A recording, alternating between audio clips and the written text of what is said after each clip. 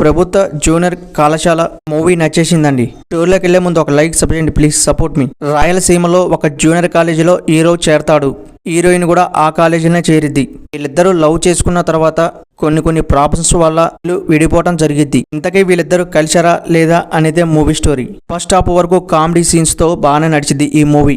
అక్కడక్కడ కొన్ని love scenes తగలటం వల్ల పర్లేదనిపించింది. కాలేజీలో బాధలు సంతోషాలు ఇలాంటివన్నీ మూవీలో మనం చూడొచ్చు.